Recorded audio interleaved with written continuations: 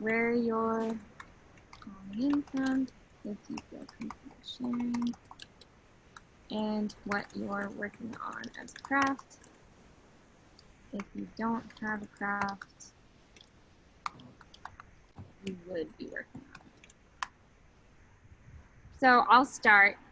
I'm Maya. I use she, her pronouns. I'm calling in from Arlington, Vermont, outside of our apartment here by the river.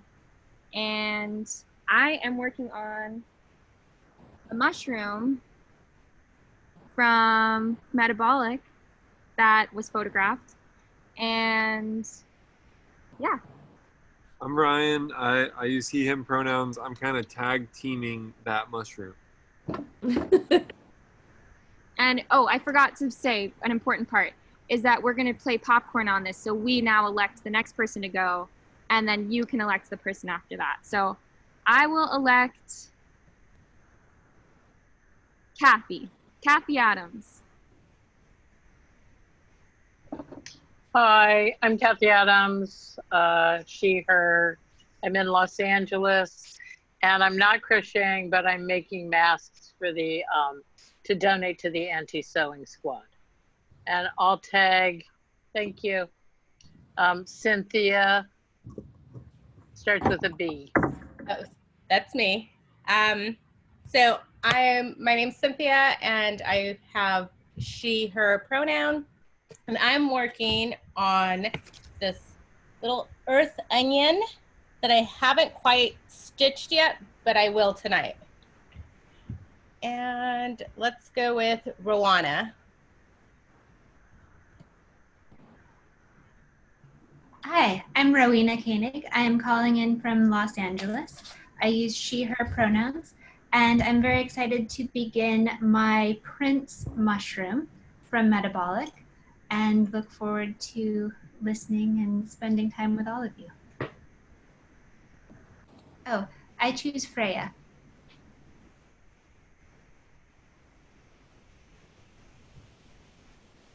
Hello, can you guys hear me? One sec, sorry. Unmute. Sorry, unmute. I'm Freya, she, her pronouns, Cypress Park, LA, and I've got this lupin that I'm about to start. I think I'm going to start with the word lupin because I'm an amateur to this. Thank you. Oh, I think I'm going to Kelly Majewski. How did I know? I'm Kelly Majewski. I use she, her pronouns. I'm in Echo Park, Los Angeles. I finished my earth onion, so I need to get that back to the studio. So today I'm just actually working on making some hanging planters as my craft. Let's see. I am going to pass it over to Serena. Oh, it just all moved. Serena Caffrey. Hey, that's me. Okay, let me turn on my video here. Hi, everybody. Happy to be here. I use she, they pronouns. I am not embroidering, but I am in the middle of finishing an organization project. I'm going to show you. Check it out. Organizing some kitchen drawers. Okay, so let's pass it to Erin. Hello, my name is Aaron Evansberger. I refer to myself with he. I am calling from Los Angeles, California at Metabolic Studio. I will be working on organizing the studio while we listen to this. Thank you so much to the readers for these Friday events. I'm going to pass it on to Jen. Hi, I'm Jen, and I use she, her, and I am calling in from Studio City, and I actually just finished this mule fat.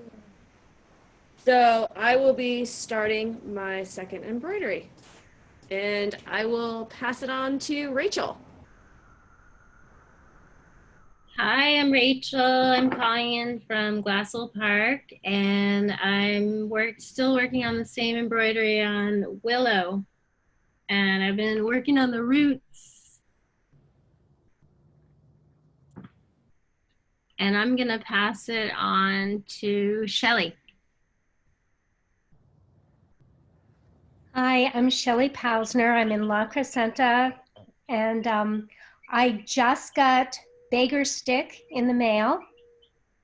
But I'm right now working on socializing my baby chicks.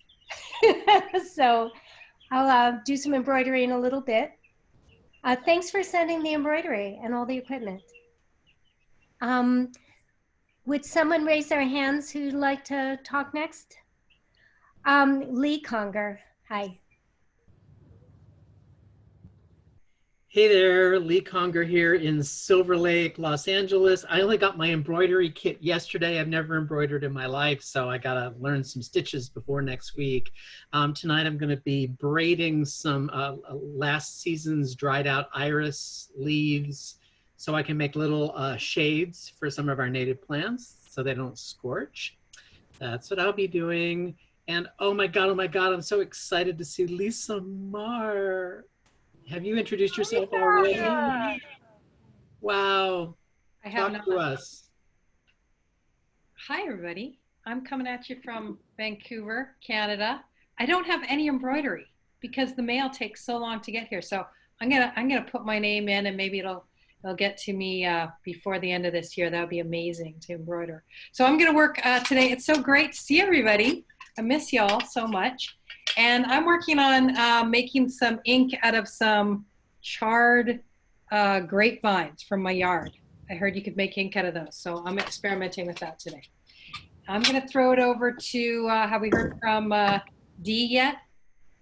Dee, I saw you on page 2. Hi, no.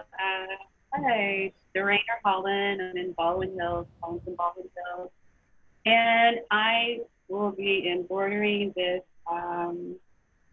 native plant that I've been working on for quite some time. And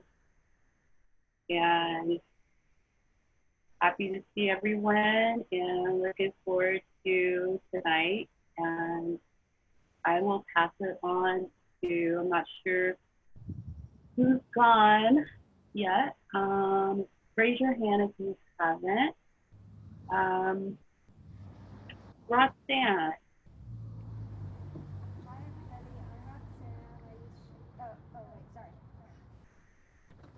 Hi, everybody. I'm Roxanne. I use she, her pronouns. And I'm sitting with Lauren at safe social distance. So there's an echo. And I'm working on horseweed. And I'll pass it to Lauren.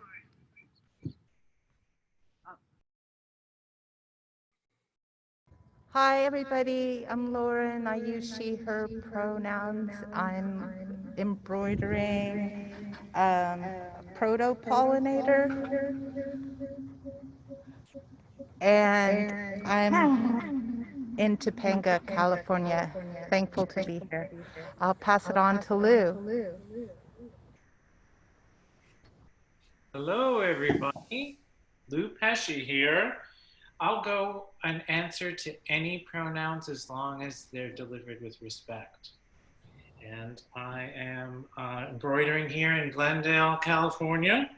I've just finished the lupin, which was our first design. And I drew this leaf shape so that I could continue on yellow fabric. So it's great to see everyone. And let's reach out to someone on the second page. James Oliver. Hi, everyone. James Oliver, he, him pronouns. I'm calling in from the 105 freeway. I'm dropping off some agricultural samples, so that's what I'm doing. But when I'm not, I am embroidering a nice onion.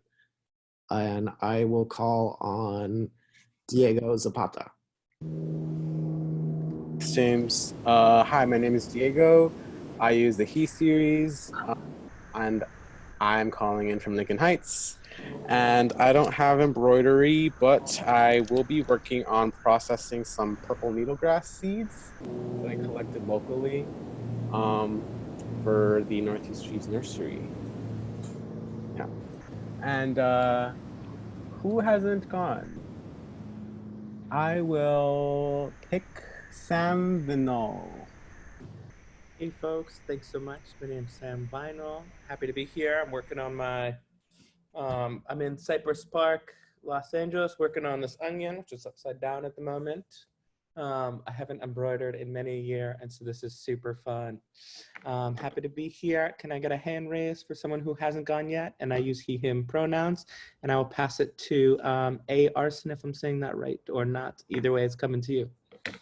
Thank you. My name is Andrea Reinders. Somehow my computer always says A. Arson from a former life. But I'm Andrea. I answer to she, her, and I have just finished my first embroidery, which was the lupin, and I popped it in the mail this morning, forgetting about showing it tonight. And so it's there. And I won't be embroidering tonight, but I have been working on a project of making children's masks, and my latest additions will be this puppy fabric that they're quite excited about getting. So that's what I'm going to be doing tonight. Thank you. I will pass to Joan. Have you gone, Joan? Hi, I'm Joan, she, her. I'm in North Hollywood. Just the other day, I received my second, thank you, my second kit, oyster mushroom. And I'd like to get the reference photo for it, but that's another story. So while I'm waiting to do that, I'm going to be doing some crocheting for this Empower People bandana project using purple yarn, and I'm doing the test swatch right now. So that's what I'm up to. And let's see, who hasn't gone yet? Olan, have you gone yet? Olan. Hi, Joan. Thank you. I'm Olan, and I use she, her pronouns, and I'm in West Hollywood. I completed an onion, and I'm going to just be like sewing up holes and putting buttons on and things till I get my new embroidery in the mail. Maria, how about you? Hi, I'm Maria.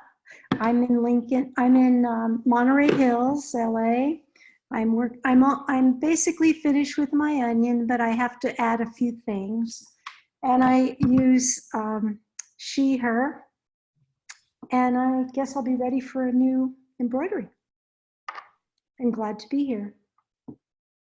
Thank you so much. I am going to cut off right now because in the interest of time, we're going to start the readings, but we'd love for everyone to put their names in the chat and their pronouns and what they're working on. And at the end, we can go in and see what everyone's working on, because I think it's really important and fun to see all the crafts.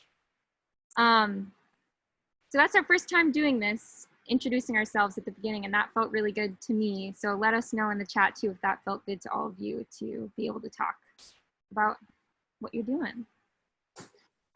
So I'm going to go through our introduction. Hi, everyone, and welcome to the Abolitionist Reading and Native Plant Embroidery Zoom gathering hosted by the Metabolic Studio. I just wanted to give a brief introduction and give a little bit of context about what we're doing here. So the Metabolic Studio is located in downtown Los Angeles and is the practice of the artist Lauren Bond. Since 2016, Lauren has been conducting a community evening and potluck on Thursday nights, which began right after the last presidential election, when it became necessary for us to come together and create space to voice what was going on in our communities and how we were all being impacted and are being impacted by the current administration. The Thursday evenings always started with a potluck and included message making in our printmaking workshop. The practice of coming together once a week has also included many handcrafts with community members working with clay, weaving, and embroidering. Since the pandemic hit, however, we've stopped gathering in person and have moved on to the Zoom platform. So a short overview regarding the embroidery. Many of you here have already received embroidery kits in the mail, and for those who are interested in receiving a kit, please email Jen Curtis from the Metabolic team, or just feel free to put it in the chat and she will contact you. In the kit, you'll find a line drawing on fabric of a botanical plant, which is part of the food and medicine that the Metabolic Studio is currently growing on 2 sites along the LA River. We are also growing food and medicine up in Payahunadu, so-called Owens Valley, where Los Angeles steals its water, and in Vermont, where we are, as an effort to give away free food to folks in need right now. We drew images of the plants we're growing, transferred them onto fabric, and we sent them out to you, along with an embroidery hoop, needles, and thread. And in the kit, you'll also receive a self-addressed return envelope with postage so that when you're finished, you can send it back to the studio, and that will eventually be stitched into a larger community quilt that will be exhibited eventually in the future and accessible on our website. So please feel free to reach out to Jen. A week after we hosted our initial embroidery circle, the world changed. The witnessing of the murder of George Floyd broadcasted across the globe in the midst of a global pandemic. Metabolic collectively decided to turn our focus towards educating ourselves and our community about systemic racism. And this gathering is specifically focused on prison and police abolition, a topic that has decades of literature for us to dive into. Questions like, how can we do better? How can we become better active accomplices in the movement for Black lives?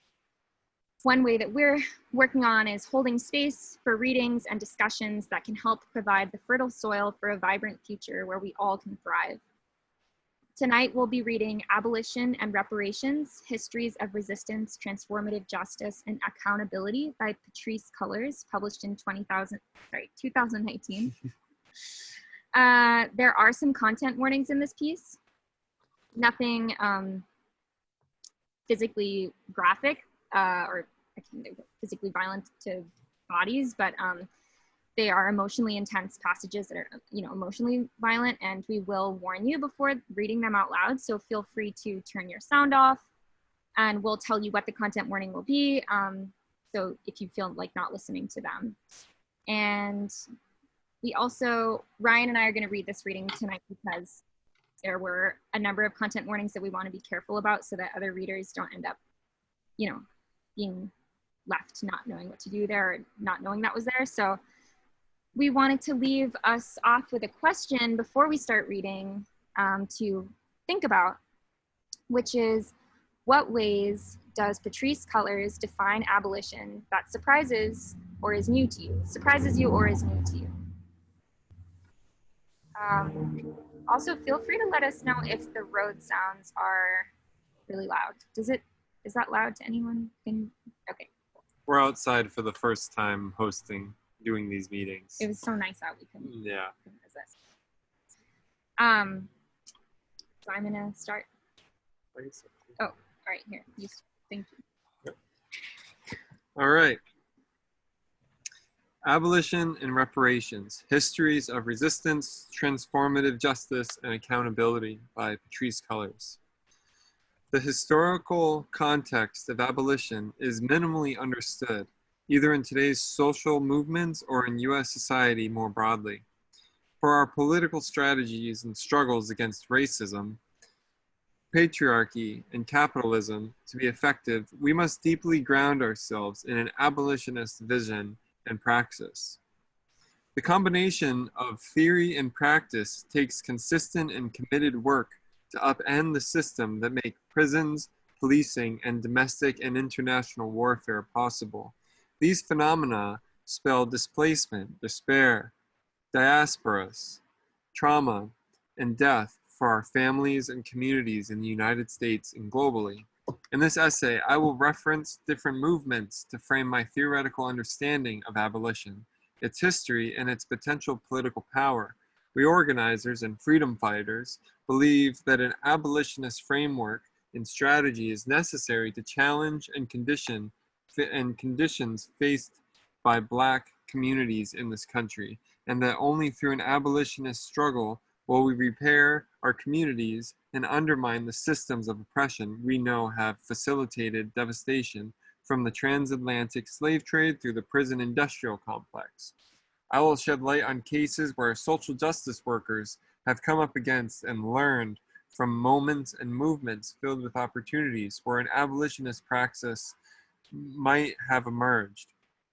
Some of these opportunities were taken and some were missed. In this narrative, I intend to provide organizers, scholars, and communities with a history of abolition, as well as the tools and principles for how to assess, define, and incorporate an abolitionist praxis in all aspects of our work and lives. Is it praxis or praxis? Or is it one of those words that... That's praxis. Cool. 1. Abolition in historical contexts. The United States, the world's largest jailer, is also the world's greatest perpetrator of war and most expensive purveyor of human rights atrocities at home and abroad, laying claim to over 800 military bases around the world. It is no surprise that tear gas was sprayed on both on black women and children demanding justice in the wake of the fatal officer shooting of young Michael Brown in Ferguson, Missouri, and on the streets of, how do you say that? Buenaventura, Colombia. Thank you, Maya. Contaminating the lungs of Afro-Colombians fighting for reparations and for an end to the US-backed state-sanctioned violence. Military training equipment and strategies used by the militarized police force in the United States have been found for decades in countries around the world.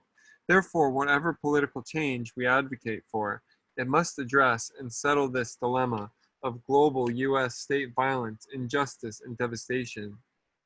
We define abolition as a praxis that roots itself in the following principles: people's power, love, healing, and transformative justice, Black liberation, internationalism, anti-imperialism, dismantling structures, and practice, practice, practice. Our work is guided by political movements, traditions against slavery and racism dating back to the African indigenous Maroons of the Americas, who dared to imagine that their lives without shackles, like those of their contemporary brethren currently incarcerated. We draw upon the theoretical work of many before us: Professor Angela Y. Davis, philosopher, Marxist, and former Black Panther, whose work on prisons, abolition, and Black struggle has proven relevant over time, has informed our movements and communities for decades.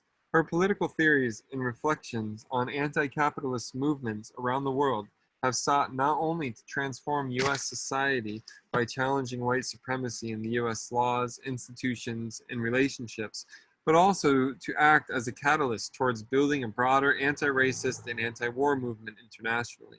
Another significant theorist is Frantz Fanon, psychologist and political theorist from Martinique, whose work on the colonial violence in Algeria.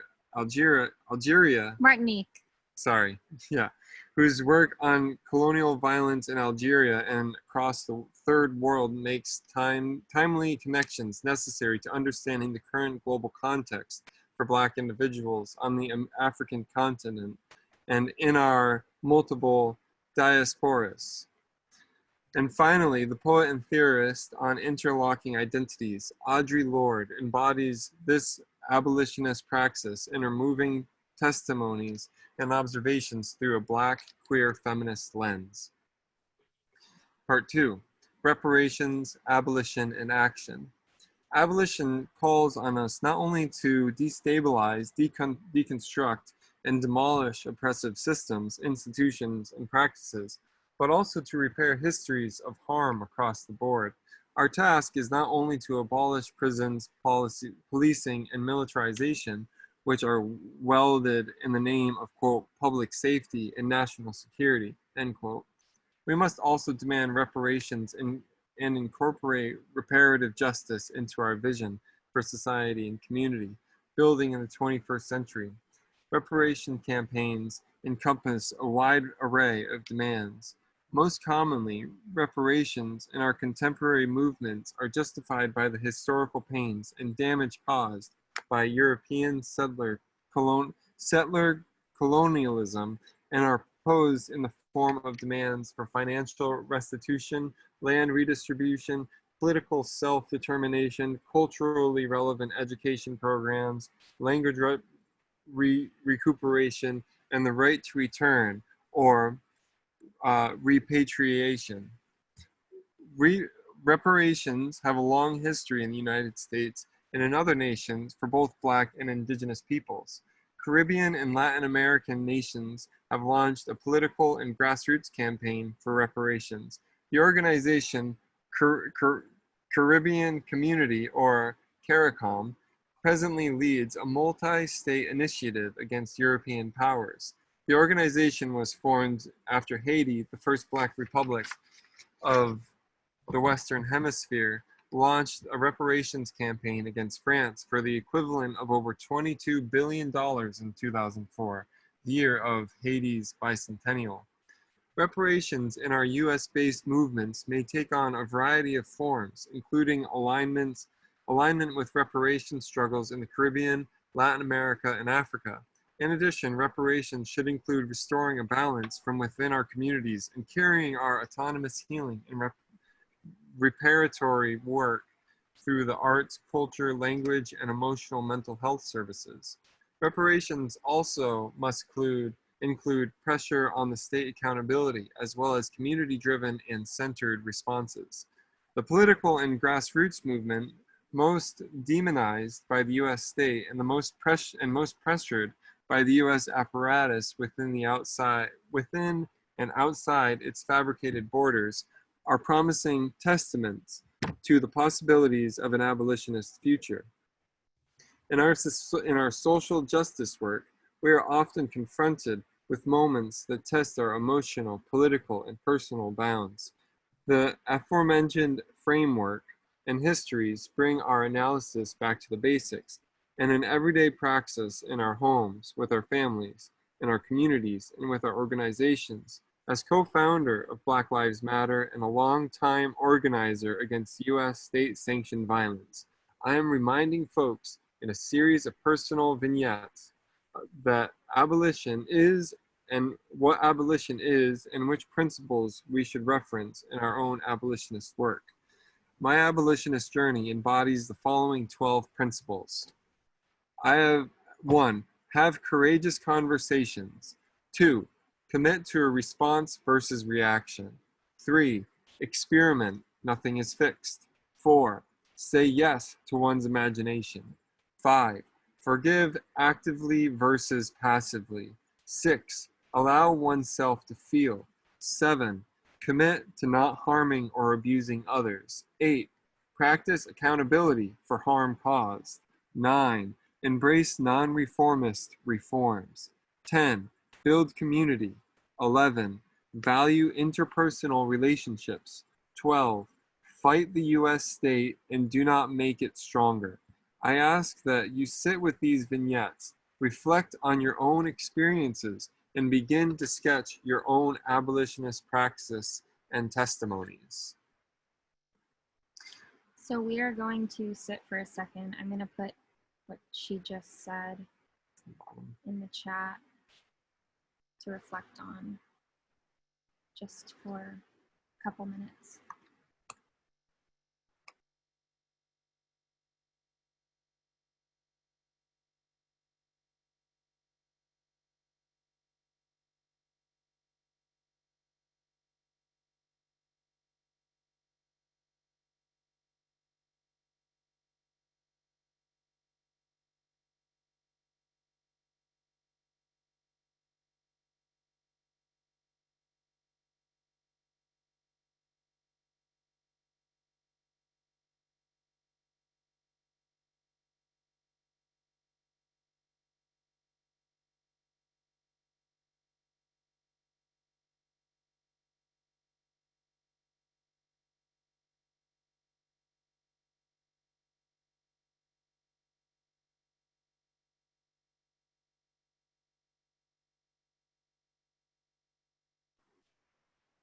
All right.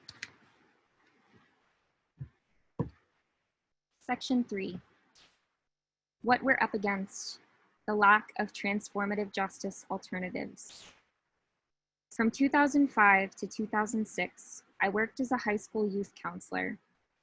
Students visited my office to talk about any number of things: teachers, homework, and family issues, among other topics. They confided in me, and our conversations took on deep issues daily. This next section is going to discuss sexual violence. There is no graphic description. One day, a student, Marisol, shared with me that her teacher, Mr. Franklin, was flirting with one of her friends. Mr. Franklin was a former teacher and mentor of mine. I was overcome with emotion upon learning it was him. I looked up to him, and most of all, I had trusted him over the years. When Marisol spoke with me, I reminded her that I was a mandatory reporter. We discussed the implications of my reporting and how it would affect all of us. As required, I reported the situation to the Department of Children and Family Services and the school district. Upon filing Mr. Franklin's case, we found that this was not the first time this type of abuse had occurred during his tenure. Many of us were devastated to learn of other instances of child abuse on campus. I'm getting bitten by mosquitoes. Okay. I might want to go in, actually. Okay. Sorry, pause. I just found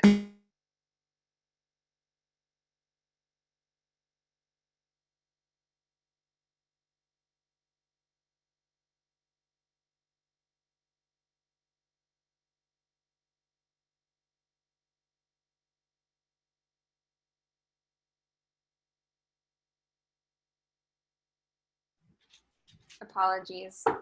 I didn't think out the East Coast evening mosquito infestation that we would experience.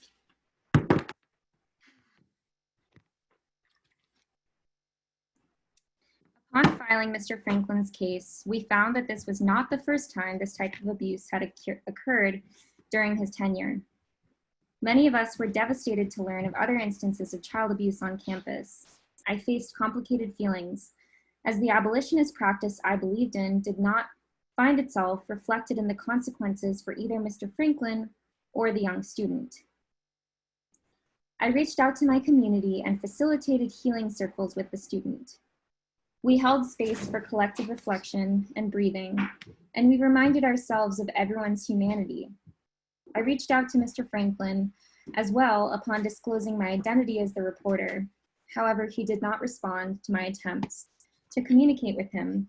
I experienced bouts of post-traumatic stress disorder, and at that time felt inequipped to ask for the support I needed. I cried, I felt betrayed, I was confused. I talked and processed with as many people in my community as would listen. When I look back at this episode, I remember the anger I felt in my young adult life at the first institutional response being punitive and defaulting to criminalization. There was nothing restorative in place for anyone. The system punished and left more disaster in its wake. The instance furthered my commitment to abolition because my experience showed me how little the state and its services were truly reparatory in nature. At 22 years old, I tried, but Marisol's friend needed more. I needed more. Even Mr. Franklin needed more. Abolition is taking a stand against sexual violence and abuse. Abolition seeks out restorative practices for all, even when that implies working with the perpetrator of said violence. Abolition finds new ways to operate within a society that considers its members disposable.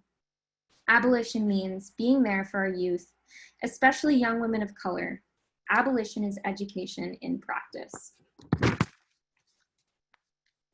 2 years before that experience, my brother was released from prison. While incarcerated, he was diagnosed with schizoaffective disorder and was released in the midst of his first manic episode. The authorities did not provide my family with the information necessary to understand his mental health condition. By the second day after his release, it was clear to us that my brother was not well. No one in my family, not my sister, mother, father, stepfather, nor I, was prepared for the level of chaos awaiting us. On the third day, my brother was visibly deteriorating. He hadn't slept, he was hallucinating, he was slowly losing clarity about his surroundings, and we were terrified. My mother and I tried to figure out what was happening. We contacted people in our community and reached out to my brother's probation officer. She had no idea that he had a history of mental illness. When she came to visit, his condition alarmed her, but she had no insight or actionable advice on what we should do. I reached out to my former high school teachers who advised me to get my brother to a hospital. Finally, we called the Psychiatric Emergency Team, PET, and when the ambulance arrived, the paramedics instructed us to call the police. They told us that the PET did not pick up people recently released from prison. Out of desperation, I called 911.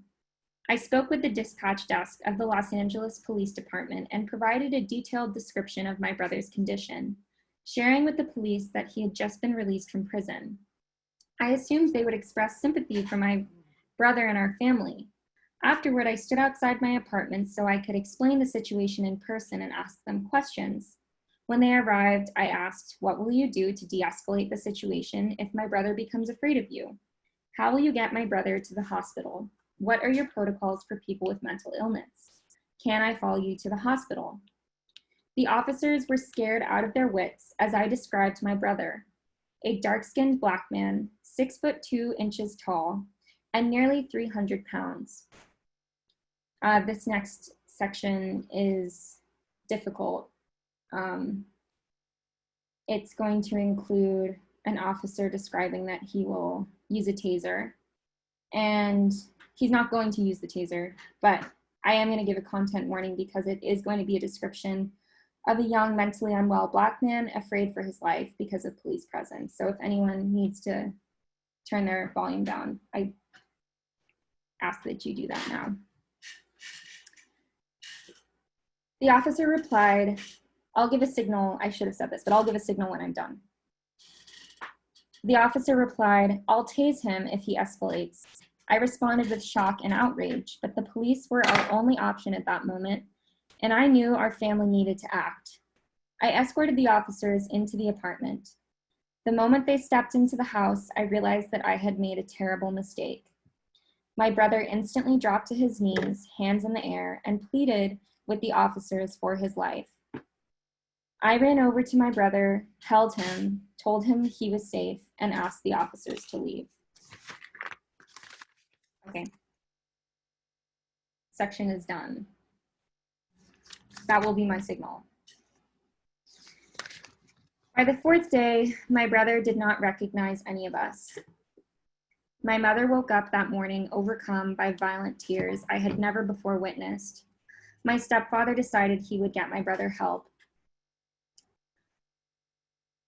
And to our great surprise, my brother trusted him and went to the hospital.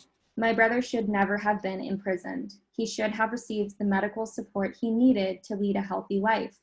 My family should have been informed. We should have received proper services and resources, caseworkers, therapists, and family counseling.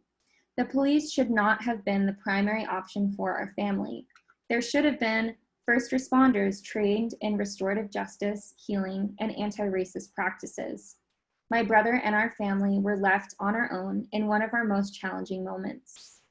Abolition authentically serves and protects our loved ones. Abolition fights to ensure that all families have access to adequate and quality health services. Abolition means not having the police as first responders to mental and emotional health crises. Abolition advocates against imprisonment and policing. Felipe, the brother of one of my closest friends, was a coyote. He was part of an underground business bringing undocumented people into the United States at the border near San Diego. One evening during his late night transports, Border Patrol started to trail his car. Felipe had 4 people in his car, including a pregnant woman. I am going to give another content warning, and I'm seeing that I wasn't clear about my signal for when it was safe to turn the volume up, so I'm going to do this. And this next content warning is about a high-speed chase resulting in the loss of life. So if anyone needs to turn their volume down, I ask that you do that now, and I will do this when it is safe to turn back on. Border Patrol's pursuit resulted in a high-speed chase. As a result, Felipe crashed his minivan into a semi-trailer truck. He awoke in a hospital with his hands cuffed to the bed. Everyone else in the van died in the crash. Felipe's sister, Daniela, immediately called me when the news reached her and her family. Felipe would be charged with a crime that, if he were convicted, carried a life sentence. On the San Diego local news, he was criminalized, repeatedly called a murderer. Felipe had just turned 18 years old and was to be tried as an adult. This section is over. Daniela and I gathered our community. We raised funds for an attorney. We fought for Felipe's life. We confronted hard questions.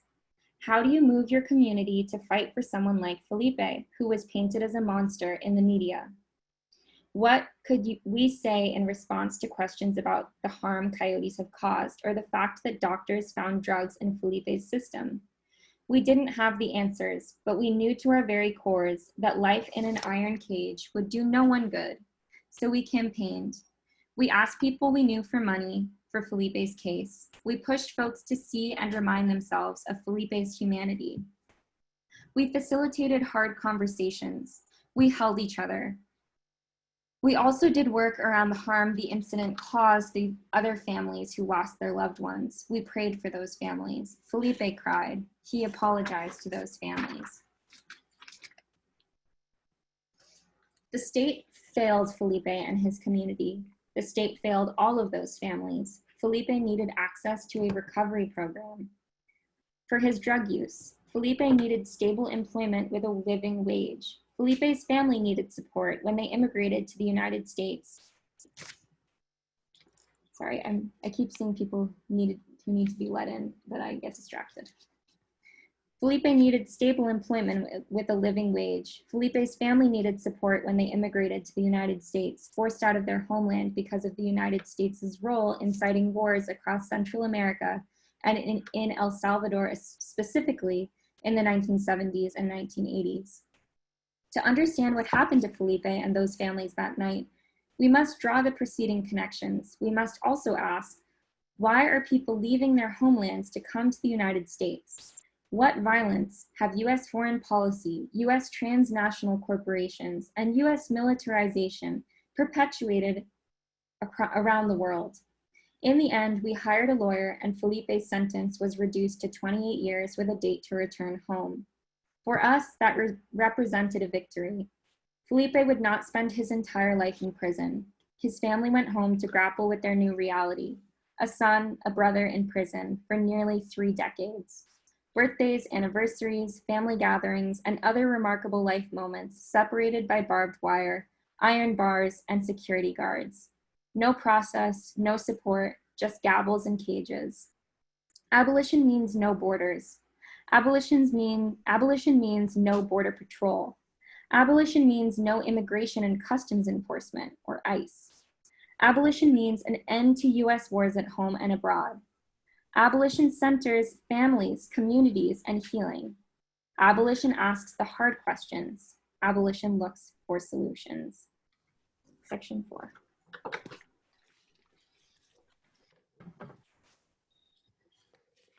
Section 4. Personal relationships and cries for transformative culture. At 23 years old, my best friend Star became an avid drug user and sex worker. We grew up together and had known each other since we were 12 years old. Immediately, I responded with deep criticism. I thought my words reminding Star of her power and how she could do, quote, more with her life would benefit her, end quote. Instead, I pathologized her. I judged her. Eventually, my pedestal pushed her away. Star stopped talking to me. Now I understand why. She felt scrutinized. Over the years, I had absorbed all the myths about drug users, addicts, and sex workers. I thought they needed to be saved. Despite all my best intentions, I failed my best friend. I did not apply my abolitionist practice. I let down this Black woman, my best friend. For this, I'm deeply sorry. If she told me now, I would behave differently. Today, I would hold space for her decision and find resources for her. I would be more graceful, loving, kind, and gentle, and a better listener. I would not let Puritanism overcome me and condemn her worth as a person. Abolition does not tell people how to live their lives. Abolition is not about righteousness. Abolition does not put ourselves above our people and those we love. I spent 10 years in a toxic relationship with a trans man. They were kind and charming, but they were also a rageaholic. They were possessive. They wanted all of my time. They were incredibly controlling. One night, they went into a fit of rage and tried to fight someone else. I used my body as a barrier. We went home in silence. Their rage continued. For a long time, I never told anyone. No one in my close circle or friends knew how much my partner at the time was a rageaholic. I started walking on eggshells. I stopped bringing things up. I shrank. I avoided their constant irritability. I realized that I had no capacity for this relationship. I wanted out, needed out. Without my friend's support, I developed an exit from this relationship. I had enabled my partner and their devastating default to rage. When I left the relationship, it created a wave of friction in our community. Our friends lent me support, but left my former partner with little to nothing. My former partner became isolated. I came to realize that they relied on me for everything. They didn't have a strong circle of friends or a support system. The few friends they had, our mutual friends, took sides. We need a culture that does not epitomize, isolate, and center romantic relationships. We need to cultivate a society that encourages community and fosters love for our communities.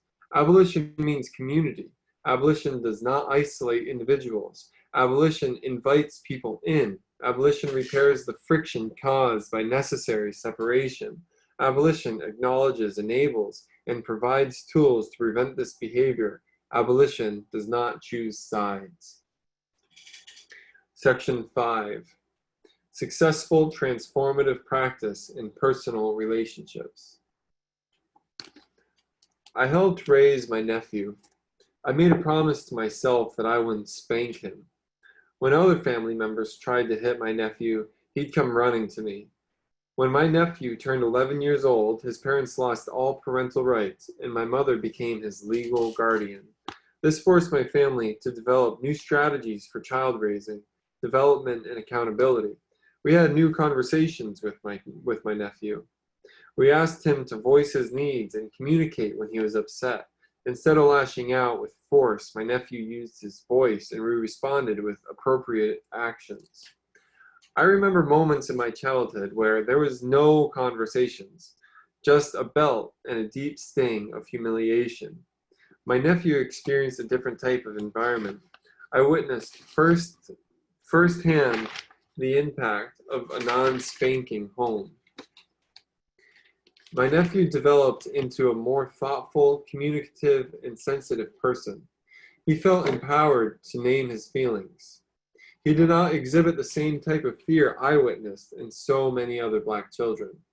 Raising my nephew wasn't easy. I do not want to sugarcoat or misrepresent the labor that went into this practice.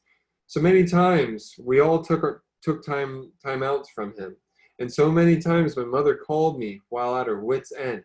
But we didn't hit him, and we learned to collectively build better practices. Abolition is about respecting children, particularly and especially Black children, who are disciplined at school most frequently. Abolition is teaching our children about how to hold space for their emotions instead of bottling them up for fear of being punished. Abolition is teaching our children accountability. Abolition is reminding our children that they are free. This one is hard. A few years ago, I started seeing someone, Jordan. One weekend. Sorry, I just want to jump in and say that this section is going to describe boundaries being crossed in a sexual relationship. There's, again, no actual graphic description, but I do want to warn folks who might want to silence their volume, and I will give the signal when it's over. This one is hard. Thank you, Maya. A few years ago, I started seeing someone, Jordan. One weekend, they came over and we became sexually intimate. This person crossed my boundaries. I felt uncomfortable, weird, and vulnerable while it happened, but I couldn't name it.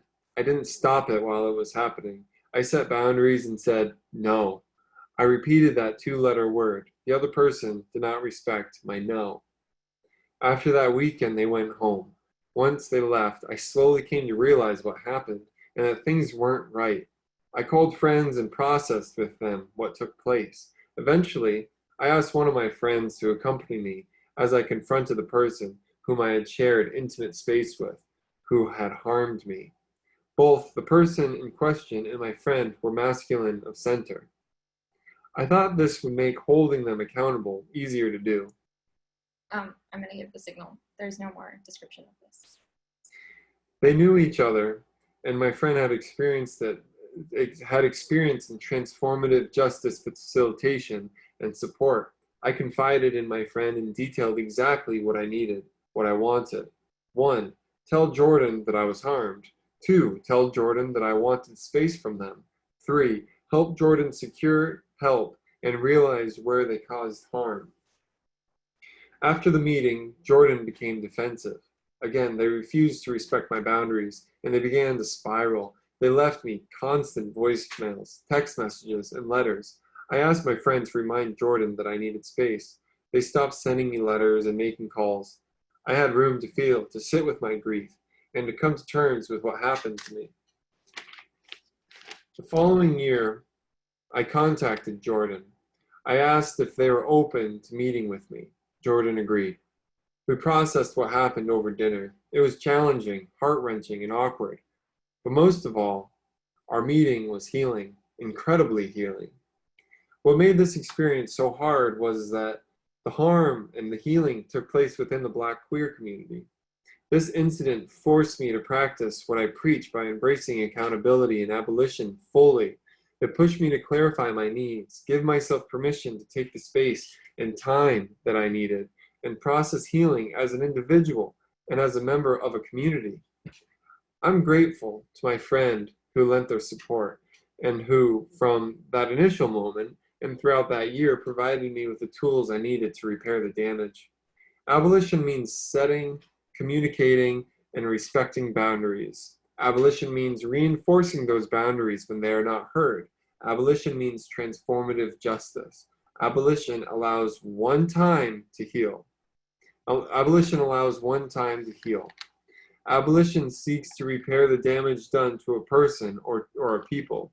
Abolition holds space for the person or people who have perpetrated violence, harm, and damage. Abolition makes the impossible possible. I have sat in, facilitated, and participated in many healing circles with people I've harmed and who have harmed me.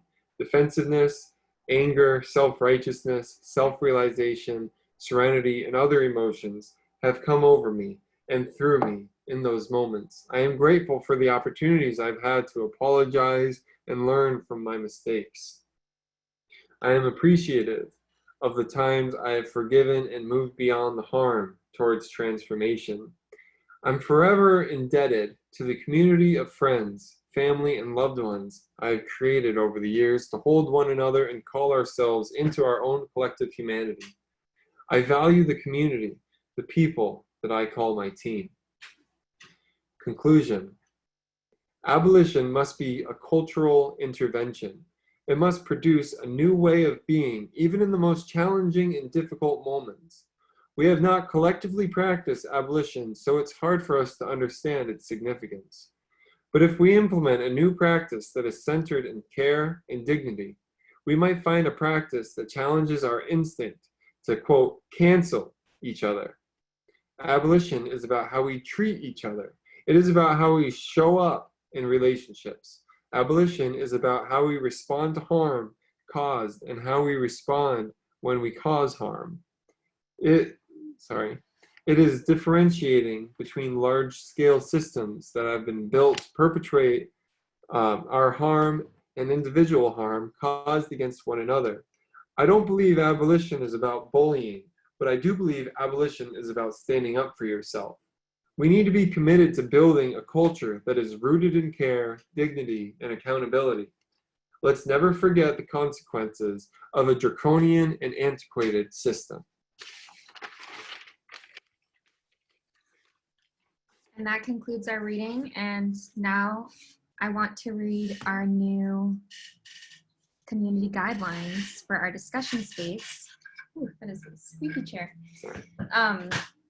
I want to say firstly that this reading is, I imagine, going to bring up a lot of discussion and a lot of, surprising, like people, I would assume there are a lot of surprises about things that Patrice Colliers shares. And I want to welcome discussion, and I also want to set these guidelines to create a safe space for everyone. So 1, any community member that is white or a non-Black person of color will not use the N-word. When referring to or when reading the N-word, the community member will say the N-word. I don't assume that'll come up tonight, but in some readings it will, and I just want to be very clear about that. Should we copy and paste this in the chat? Yes, I might do that after I read it. Cool. We agree not to blame ourselves or others for the misinformation we have learned, but to accept responsibility for not repeating misinformation after we have learned otherwise. 3, we agree to listen respectfully to each other without interruptions. Only one person speaks at a time. However, this does not mean we should ignore problematic statements. We are dedicated to creating a space for calling people in when possible, instead of relying solely on calling people out. However, both approaches are valid and can be done with care and respect, with the goal of helping each other learn. We acknowledge that we may be at different stages of learning on the content and discussion topics. 4, we agree that no one should be required or expected to speak for their whole race or gender. We can't, even if we wanted to. 5, we will hold each other's best interests at heart. We hope everyone has come to the table to learn, grow, and share. We will trust that people are doing the best they can. Let's challenge and encourage each other to do better. 6, share responsibility for including all voices in this discussion. If you have a tendency to dominate discussions, try taking a step back. If you tend to stay quiet, try challenging yourself to share ideas so others can learn from you. 7, the facilitators are not experts. They are here to help facilitate the process. They and everyone in the group are here to learn. We also recognize that everyone has an opinion. Opinions, however, are not the same as informed knowledge backed by research. Depending on the topic and the content, both are valid to share, but it's important to know the difference. To engage in deep learning, we will want to lean more toward informed knowledge and gain practice reflecting and speaking thoughtfully on difficult topics. 8, it is okay not to know. Keep in mind that we are all still learning and are bound to make mistakes when approaching a complex task or exploring new ideas. Be open to changing your mind and make space for others to do so as well. 9, this is the last one. The facilitators are not moderators. They are not trained to moderate personal grievances. If discussion stops being about the reading and instead breaches into accusations and aggression, please respect the facilitators switching gears and refocusing on the text. And in this context, Ryan and I are the facilitators. So I am going to copy and paste this into the chat. It's possible I'm going to have to send it into sections because it's long. Yep. So I will send it in 2 sections. Nope. All right, maybe I'll send it in 3 sections. And while I'm doing this, actually I can't multitask right now.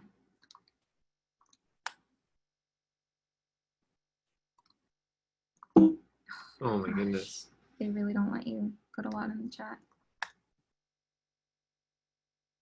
So I just want to be really clear that by staying in this discussion space, you are agreeing to the community agreements. And if anybody feels that they are not able to comply, please feel free to remove yourself from the conversation. And also, if there's any part of the agreements that you feel really strongly should either not be there or should be there, please feel free to reach out to me. I'm going to put my email in the chat and we can discuss about it. So we wanted to start off with the question that we had everyone sit with or hear pre-reading, which was, before we read, we're going to ask you the question. Okay. So the question was, what ways does Patrisse Cullors define abolition that surprises you or is new to you?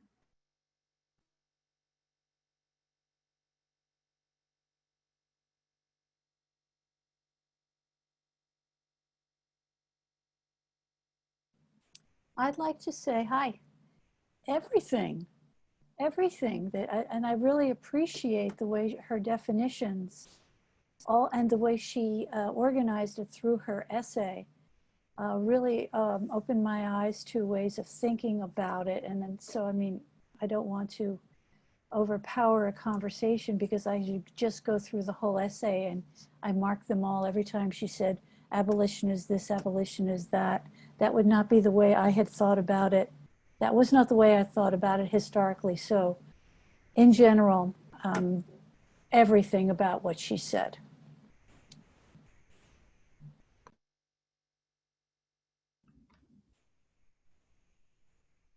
I think that to me it was surprising how many positive and affirmative statements there were, because in my mind, just based on the definition of abolition, you think of it as canceling a bad behavior out, but she provided so many positive and loving and truly affirming and community building practices that can be included, that it was a refreshing opportunity to kind of grow my understanding and context for thinking about an abolitionist practice and how to incorporate more of that in my own life.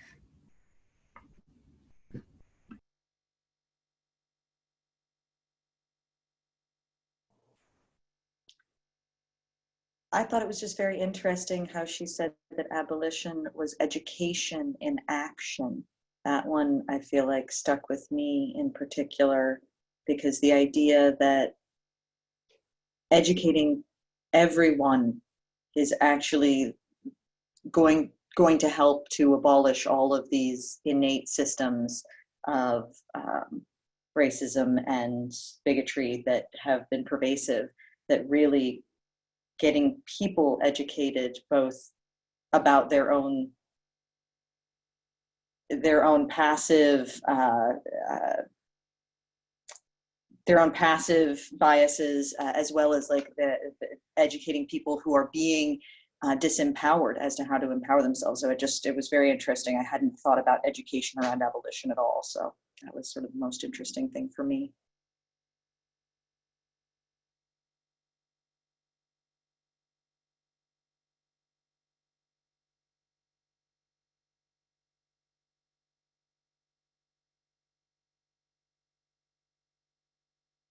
I'm going to jump in really quick and say that I see a couple of folks had their hand raised in the participants section, and you can feel free to just speak. You don't have to raise your hands.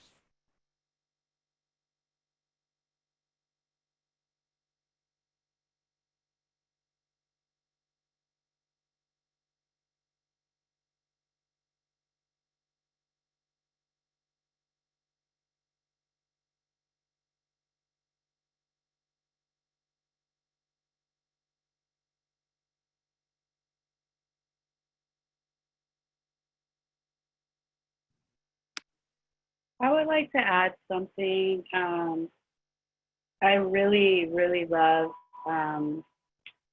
Patrisse Cullors and her work. Actually, I just finished reading When They Call You a Terrorist, a Black Lives Matter memoir. And I just respect how transparent she's always been, and she's just a phenomenal, badass woman, and I really respect her. And I just wanted to add that, and I think that everyone should read the book if you have some time, and I will put that in the chat. She really like expresses a lot and touch on the things that we read about today, and it's a full-on book. And I can put that in the chat bar. And thank you, Ryan and Maya, for setting the guidelines and intentions for this evening. It's been really great.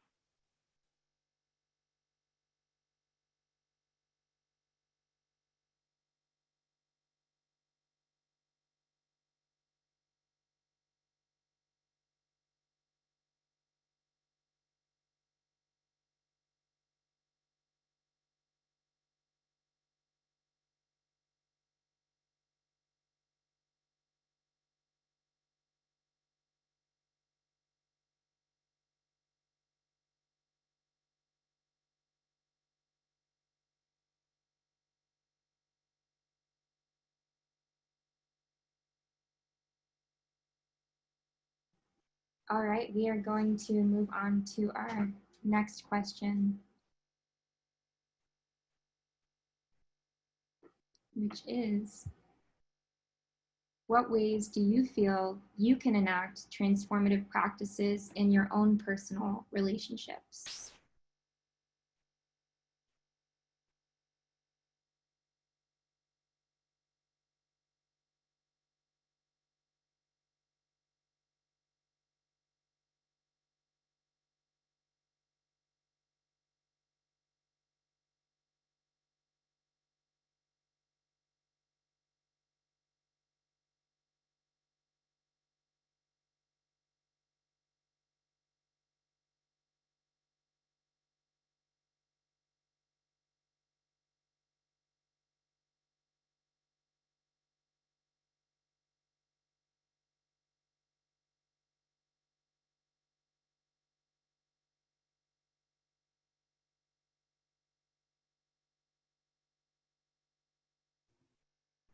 Hey, I'll jump in and take a risk. I'm Serena. Hey, everybody. Thanks so much for this reading. Something that really stuck with me from the principles of abolition that were outlined, that Patrice outlined, was the one about forgiving actively. And I've been thinking a lot in the past couple of months about relationships from years ago, from my childhood and young adolescence, that petered out without any kind of clarity or conclusion, friendships that over time changed and went away. And I've been thinking so much about the ways in which my whiteness played into that transition or loss of friendship, like how I unknowingly caused harm in those relationships. And I've also been thinking a lot about this idea of a living amends, that sometimes it's appropriate to have direct conversations with people, and sometimes when those conversations are not available, we can enact an amends through our actions moving forward. So I just really appreciate this reading for offering new insight, especially that description about the situation where she leaned on a friend to help negotiate a conversation about restorative justice with someone who had not respected her, was a really powerful example and a really courageous example of choosing to engage as opposed to quote unquote cancel someone. I think canceling is so much easier, and it's also supported by a capitalist culture that makes me so busy. I think I really prioritize busyness sometimes over those relationships. So those are my thoughts. Thank you.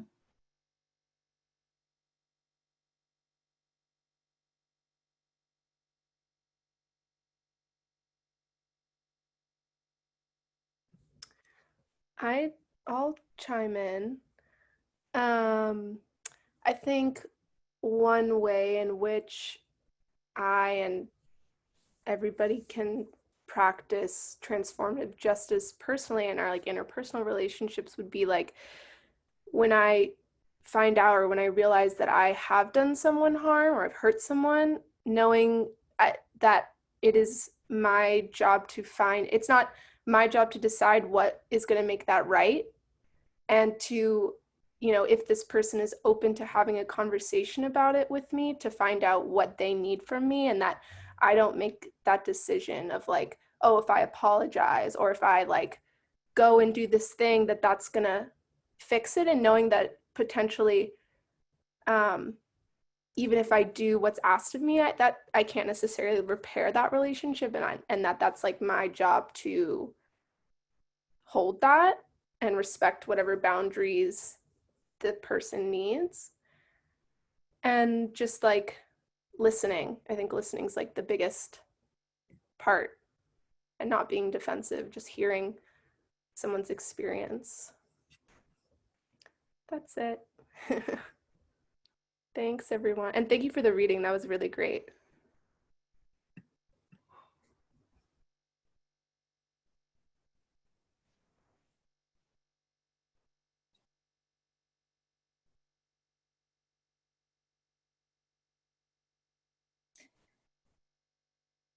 Well, just something that you were saying, Sierra, was reminded just me a little bit of trying to remember that sometimes, because as you were saying, like you don't get to decide what makes it better for the other person who you've harmed. You have to allow them space to figure that out and to let you know if there is anything.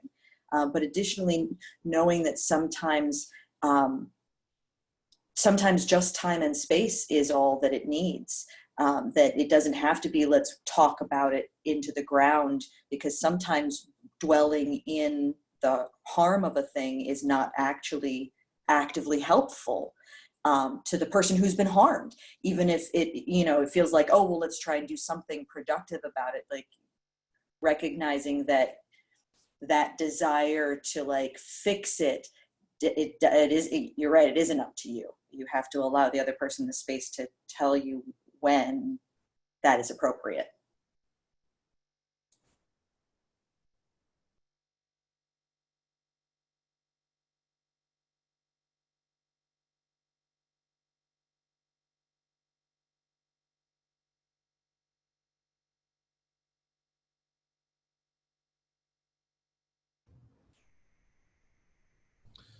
Hi, folks. My name's Sam. This is a big ass question of like how to model transformative justice in your own personal life.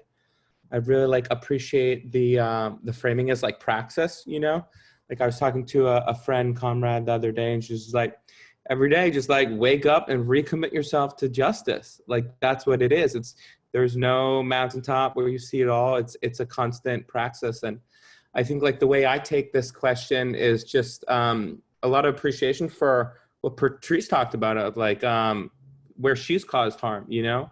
I think there's like a lot that I try and take here, kind of like unlearning socialization around masculinity or whiteness or other things, of like asking for help, like what other folks have said, and like really leaning on my like male brothers and other socialized white folks for what that looks like, you know, and not kind of causing double harm, double burden, double work for maybe folks who I have caused harm to. And I think just like continuing to like model and reflect back all my mistakes to folks who I share identities with. So maybe like I can learn from them, they can learn from me, and we can make some other ones, because yeah, the way we have been socialized, I think, is to make mistakes and follow these lines of race and class. And so, yeah, every day recommit myself to abolition, and such a beautiful reading for what this means. Nice to be here with y'all. Check.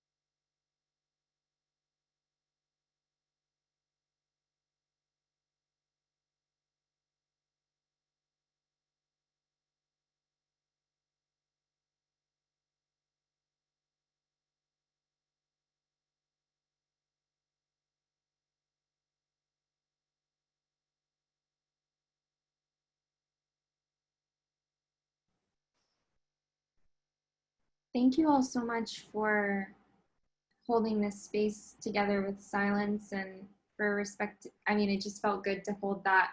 Something that I forgot to add in the guidelines is that when there is long pauses like that, the silence is sacred as well, and that we can all hold that space together, and that sometimes that's what it needs to happen for the, for people to feel that there's time for them to speak up. So I really value all of you, and I just want to remind everyone that when you do feel ready to speak up, Zoom is complex in the sense that you have to unmute yourself. So there is that barrier there. So just gentle reminder that there is the mute factor of Zoom.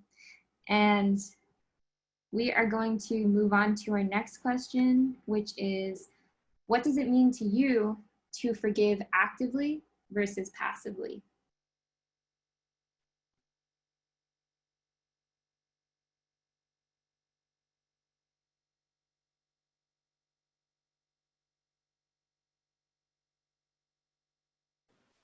For me, I believe it would be actually acknowledging, having a conversation in one way or another with the person, rather than just saying, I'm okay. I think that would be the way I'd have to approach it.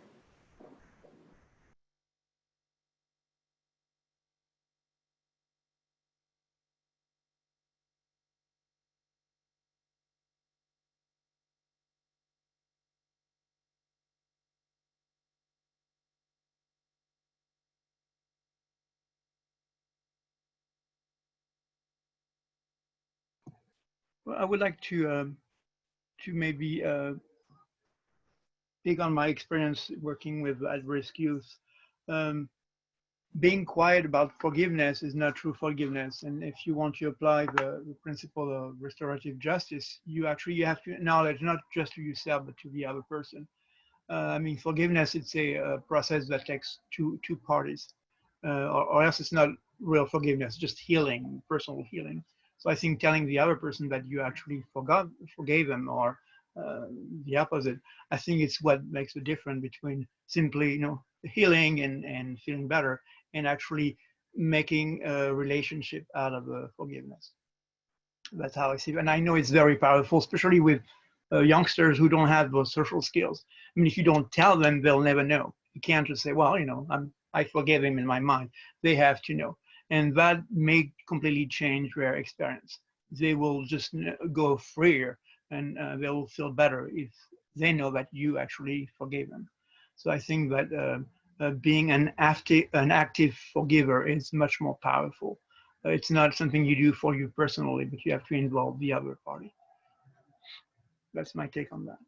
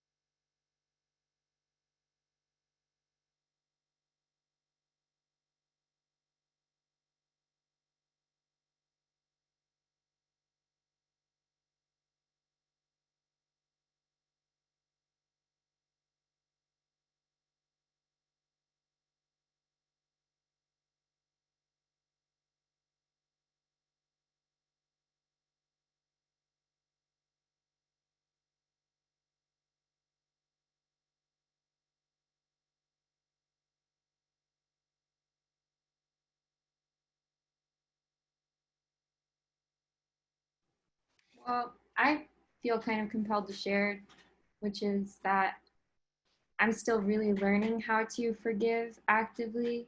And it's not really something that I was born able to do. You know, I think that it's a challenging human process to learn to actively forgive people.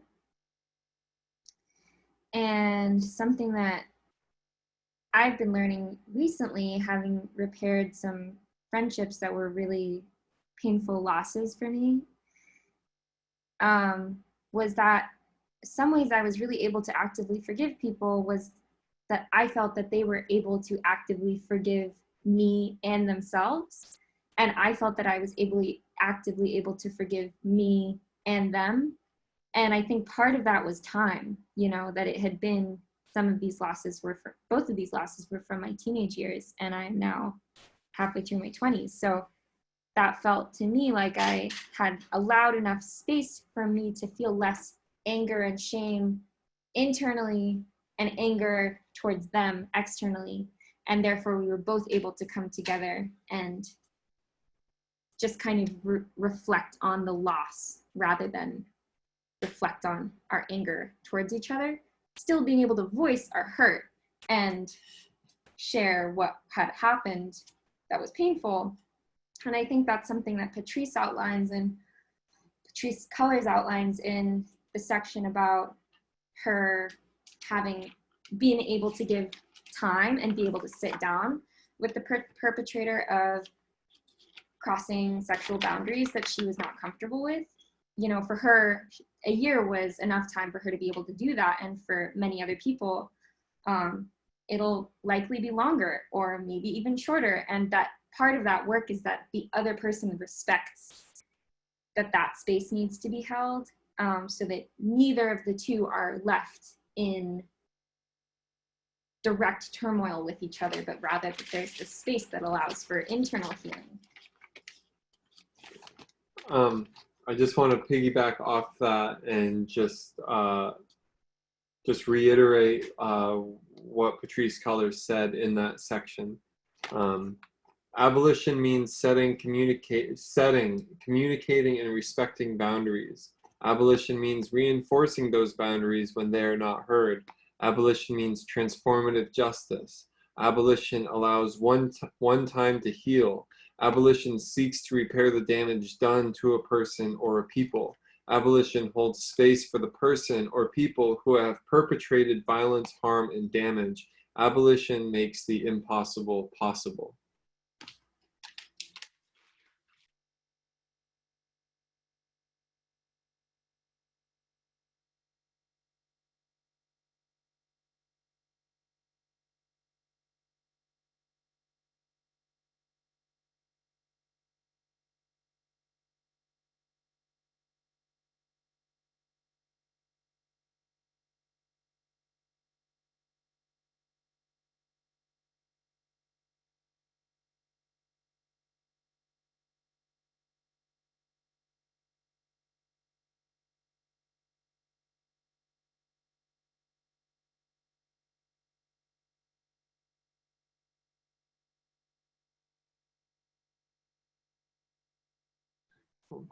All right, we're just going to have one last question to think about, and that's what are ways that you feel challenged by the reading?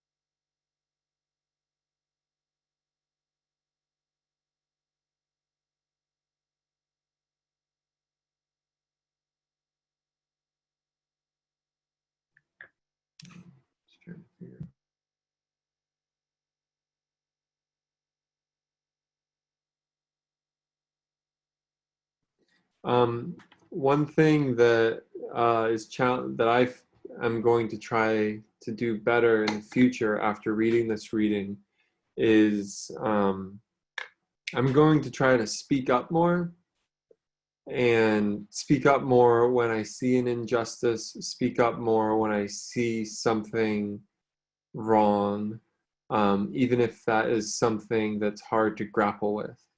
And what I mean by that is some things I find myself not being an expert in, but I also know the basics, I guess you could say. And in the past, I have used my lack of expertise to be a guise for not speaking up, because I feel like since I don't know everything about this topic, I therefore can't speak up. Except for myself, that's not good enough. And this reading is challenging me to speak up. You know, I might not know everything there is, and I probably won't ever know everything there is about abolition, about equality. But what I do know is it's real and it's happening right now, everywhere, globally, but right now, very prominently in the United States. Equality or inequality? I forget what I said. You said equality, but I think you're talking about inequality. Yes, inequality, sorry. But I am challenged to speak up, even when I'm not the most proficient at talking about it. Even if I stumble through my words, I want to speak up.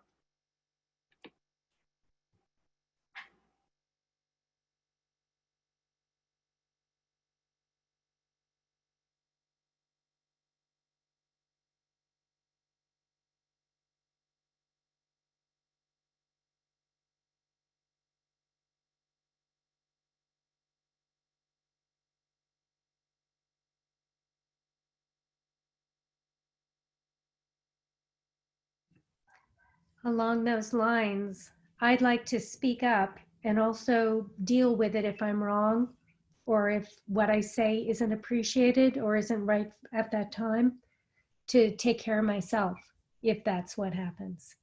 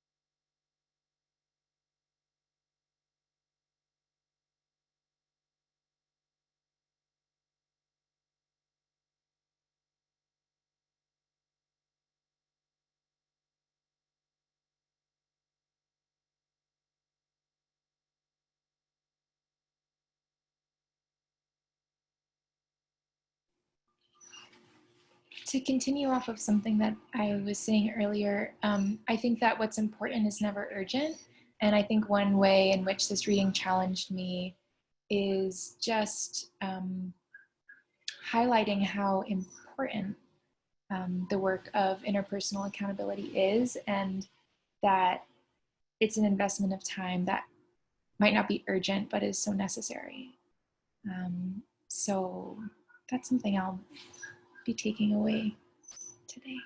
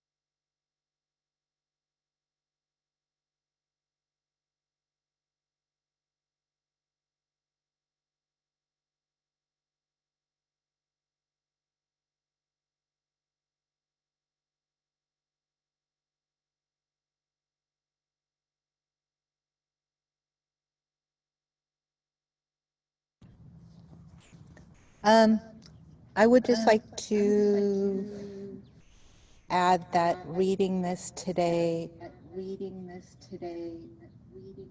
Sorry. Roxanne, if you turn your volume off while she talks, then you won't hear her twice. Like if you turn your volume on your computer off. It is off.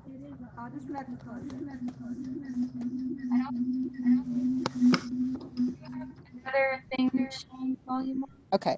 Okay, there you go. So I just wanted to say that reading this today, while we're experiencing private police takeovers of democratic cities,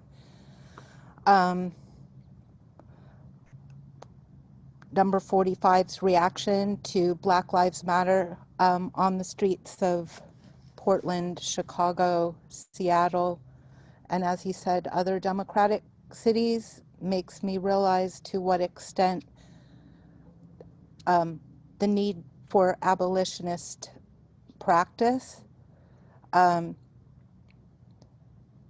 is going to be, we're going to need to keep this up, because the more we keep it up, the more resistance there's going to be in the form of aggression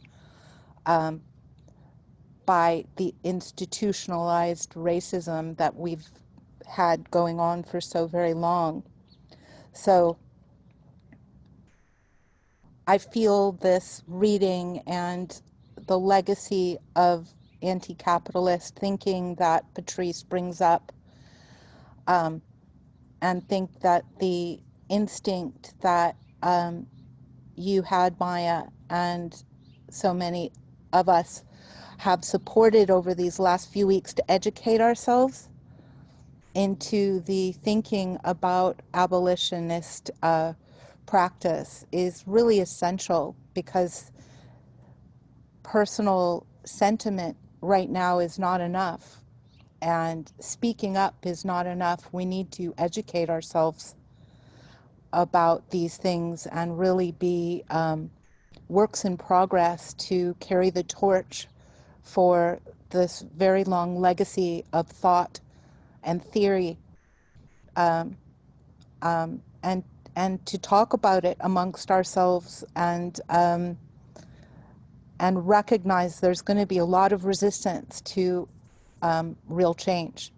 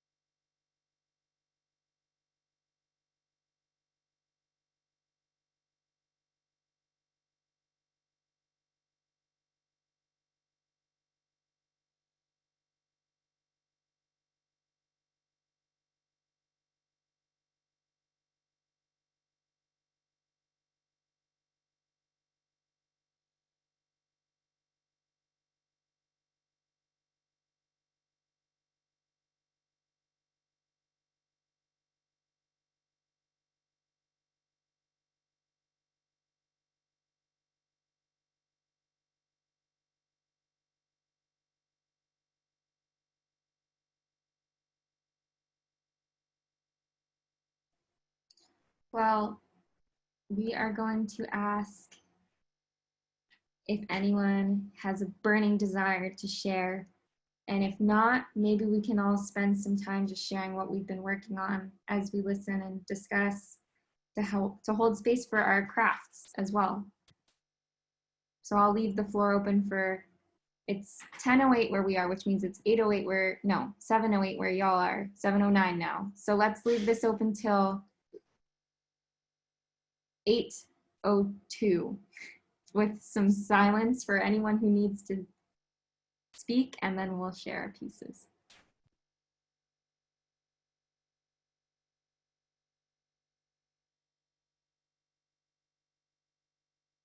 Sorry, I'm really bad with math. 8, 12? I can't. figure this out. 7:12? 7:12. I'm sorry. We'll leave this open for 3 minutes.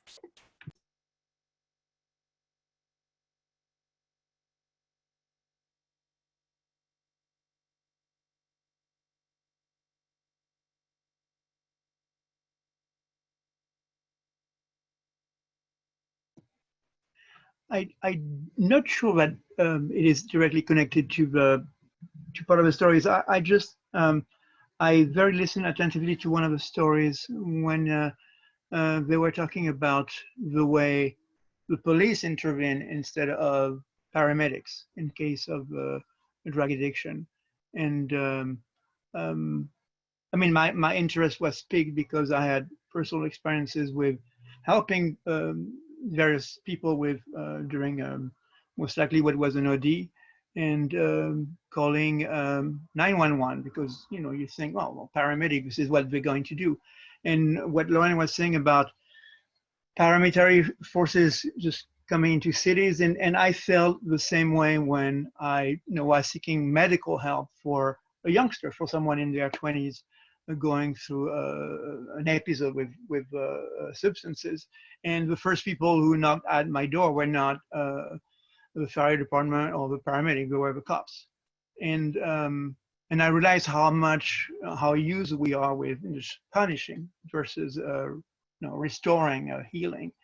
These are the one I saw entering my house. There were 3 of them, and ready to put restraining devices on the person who needed medical help. Period. And that illustrated once more, how much we need of restorative practices versus punitive. And someone I had in mind, because I was for a long time I didn't know what to think about it. And a lot of people told me, well, this is what we do. We send the cops first, make sure that the paramedics are safe. And that was, I felt betrayed, and I feel I betrayed the person on whose behalf I call, help, because they were taken by the cops with I don't know what you say in English, but handcuffed. And I felt that it didn't really address the problem, of course.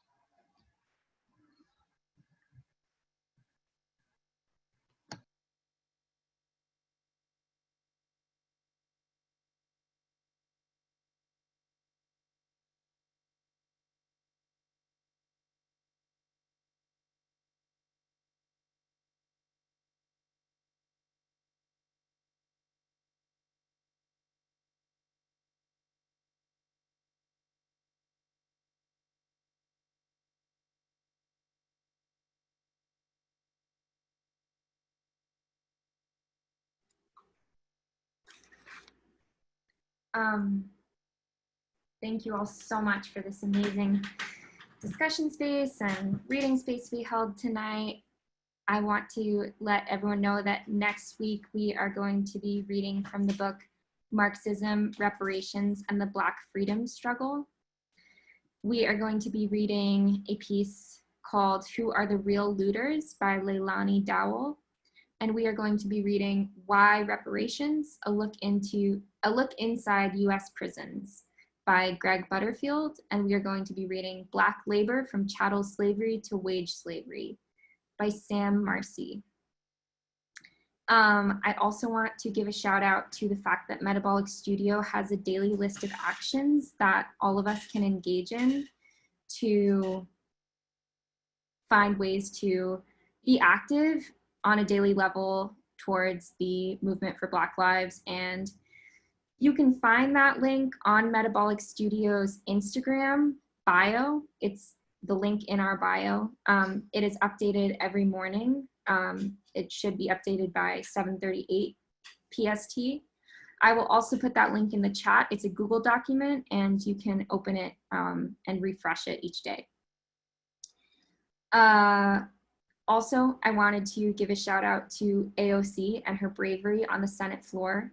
That was an abolitionist moment for sure and is really worth us celebrating.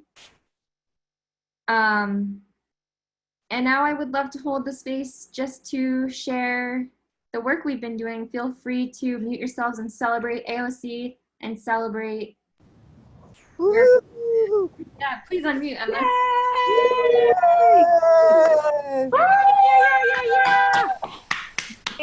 AOC!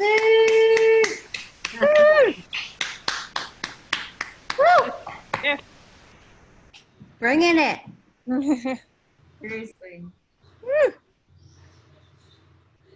We just He woke really modeled abolition there for us.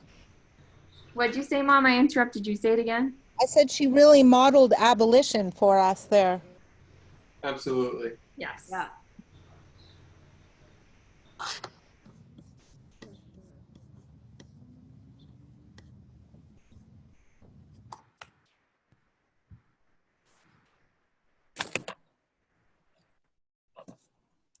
It really was. It was so inspiring. All right, I am putting the link in the chat to the Google Doc that we update every day, and feel free to use it. There's a daily list of events each day with scheduled times, and there's also daily actions you can take: phone calls, emails, petitions, you know, what else? Probably more. I'm tired, but there's other things you can do. And it also has the scripts in it. You have like the different scripts of what you can say and what you can write to people. Yeah. So Exactly. it makes it easy. Super easy. Easy ways to engage. And here's our mushroom. We're getting there. I love it. So good. Nice. Rachel, I used the technique you shared with us about tying knots. Bottom. Oh, it's so nice. I love the texture. Thank you.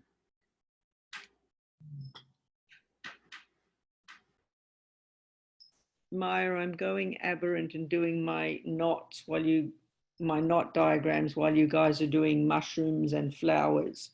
So this is going to be my contribution to the native plants. It's prime number plants. Wow. Can you lift it a little higher, Margaret? It was blocked by the box. Yes. Beautiful. Amazing. Yeah. And it was the same color red as AOC wore on the House floor. That's awesome. You noticed she's wearing this bright red communist colored frock, which it's always confusing for me in America, because outside of America, red is the color of communism. So it's really confusing here that red is associated with the Republicans, not the Democrats. Yeah. I've never got used to that. Wasn't her speech amazing?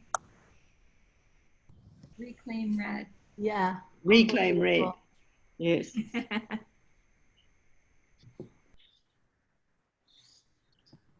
I have a question. I picked that up on, it was in a washroom. I don't know if you see it. So it's a large, it's on the t-shirt. Wow. Number 3. And because I bike, I needed to change when I came to the studio, and I found this and I took it home. There was just an outline. Wow. Does anyone know what that is?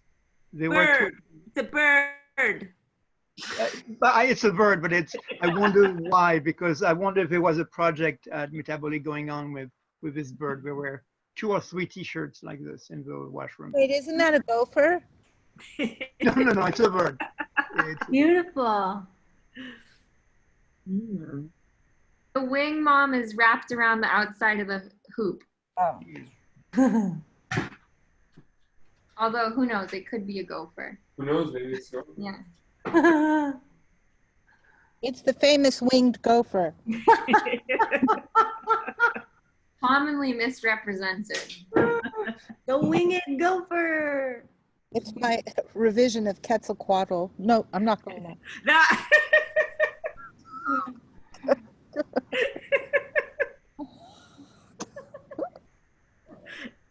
The winged gopher.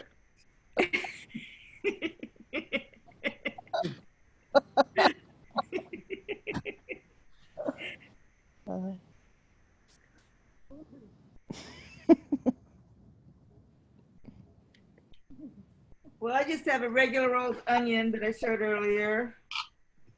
I don't have any. I want to learn to do the different kind of stitches. Right now, it's just sort of slow motion painting with like a tiny thread as the paint. Beautiful. Beautiful though. Volume. Yeah. Is that light hitting the front of the onion? Will you put that back up? Yes, it's 3D. I made Wow, it 3D. that's impressive. Three-dimensionality. Yeah, very nice. Thank I can you. almost reach out and touch the onion. Yeah. It's I'm very, looking forward to getting one of those big sprawling green, plants to work with. it's very much like Chinese embroidery, Olan. Is it? Yeah, Chinese embroidery, they use that technique. Just I think it's called satin stitch, right? Where it's Yes. just, over and over. But, and using the shading like that.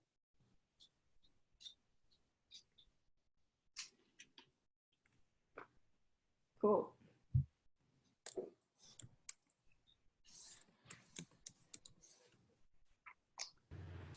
I've never done embroidery before, and I haven't started. So this is blank. And my friend brought over a book that was her mother's from 1979.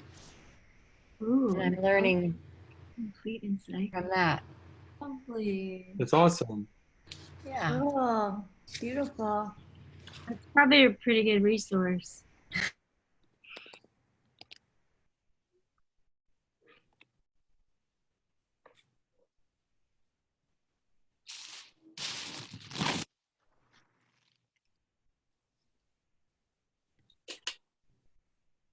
And my mother did some embroidery, and she did one piece, which I got. So I know, I've been looking at it, trying to figure out how to do this one. Let me show you what she made. Love to see that. Whoa. Whoa. Oh It's a masterpiece. What is that? Let's see. Wow. Look at you. Is it United States with all the flowers? Is it state flowers? Wow. That's your mom's only embroidery piece? Yes, she was in mourning, and she needed to keep busy, she said. So this is Oh, her. wow. Beautiful. Wow, that's beautiful. Spectacular. Oh. That's really cool. I have a piece from 1936 that I collected. Is it okay if I bring it to show you? I'll be right back.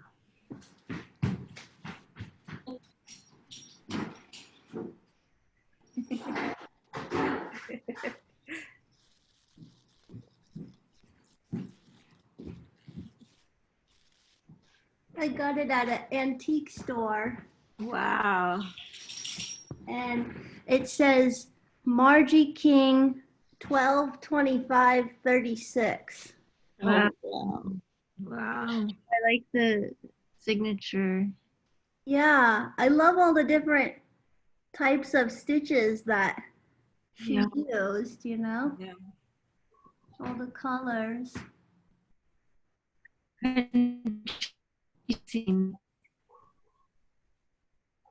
Yeah.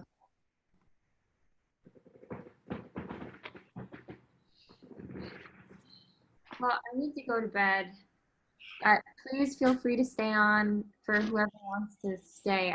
It's just 10:30 for us, and We're tired. Yeah, thanks Lovely. guys. Thank you. Thank you. Thank you. Great to see everybody. Bye, everyone. Bye. Thank you. Good evening. Kara, good night. Good night, everyone. Night. Bye. Bye, Cindy. Bye, Jen. Bye. Hi, Rachel. Hi, Erin. See you later. Hi, everybody. Bye, Sylvia. Have a good night. Ciao, ciao. See you next week.